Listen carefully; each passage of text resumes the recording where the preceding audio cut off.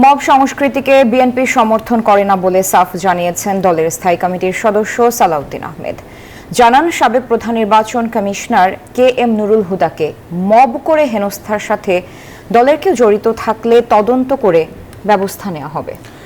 আর এদিকে যারা ভোটাধিকার হরণে সহযোগিতা করেছে তাদের সবাইকেই আইনের আওতায় আনার তাগিদ দিয়েছেন দলটির আরেক নেতা জয়নুল আবদিন ফারুক। 2014, 18 ও 24 সালের বিতর্কিত নির্বাচনে জড়িত কর্মকর্তাদের আগামী জাতীয় নির্বাচনের দায়িত্বে যেন না রাখা হয় সেই দাবিতে এই অবস্থান কর্মসূচি, যেখানে যোগ দেন বিএনপি চেয়ারপারসনের উপদেষ্টা জয়নুল আবদিন ফারুক। সরকার ও নির্বাচন কমিশনের প্রতি আহ্বান জানান, আগামী নির্বাচনে যাতে আগের মতো অভিযোগ না ওঠে। যারা আমার দেশের ভোটাধিকারকে, আমাদের ভোটের প্রয়োগকে, ভোটের দিনকে, ভোটে যাওয়ার পথকে রুদ্ধ করে দিয়েছিল, এই তিনজনের সাথে যারা সহকারী হিসেবে ছিলেন তাদেরকেও আইনের আওতায় আনতে হবে। এর আগে রোববার বিতর্কিত 3 নির্বাচন কমিশনের বিরুদ্ধে আনুষ্ঠানিক অভিযোগ দায়ের করে বিএনপি। পরে আলাদাভাবে শেরেবাংলা নগর থানায় মামলাও করে দলটি। এরপরই গত রাতে গ্রেফতার করা হয় সাবেক সিইসি KM নুরুল হুদাকে। সাবেক এই প্রধান নির্বাচন কমিশনারকে মব করে হেনস্থার ঘটনায় নিজেদের দলীয় অবস্থান স্পষ্ট করেছে বিএনপি।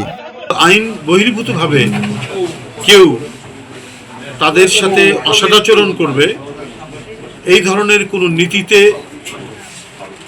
বাংলাদেশ জাতীয়তাবাদী দল বিশ্বাসী নয়। কালকে যে ঘটনা যারাই ঘটাক তাদেরকে ধরে দৃষ্টান্তমূলক শাস্তি এটা সরকার দেবেন। আমরা মব কালচারে বিশ্বাস করি না। আমরা আইনের শাসন প্রতিষ্ঠা করার জন্যই অবিরাম সংগ্রাম করতে, যে অবমাননাকর এবং লাঞ্ছনাকর ব্যবহার করা হয়েছে এটা আমরা সমর্থন করি না। যদি বিএনপির যে কোনো নেতা কর্মী এই ঘটনা জড়িত থাকে, তদন্ত করে তার বিরুদ্ধে ডিসিপ্লিনারি অ্যাকশন নেব। মবক্রেসির বিরুদ্ধে বিএনপি শক্ত অবস্থানে আছে, সেই অবস্থান থেকে বিএনপি সরে দাঁড়াবে না। বিএনপি বাংলাদেশের সহনশীল, পরস্পরের সম্মানবোধের রাজনীতি প্রতিষ্ঠিত করার জন্য অঙ্গীকারবদ্ধ। এখান থেকে সরার কোনো সুযোগ নাই। এই সমস্ত মবক্রেসিতে যারা জড়িত এটা তাদের ব্যক্তিগত সমস্যা। রোববার রাতের ঘটনাকে কেন্দ্র করে কোনো দল ঘোলা পানিতে মাছ শিকার করতে চাচ্ছে বলেও অভিযোগ করেন বিএনপি নেতারা। ফজলে রাব্বি সৌরভ, নিউজ 24, ঢাকা।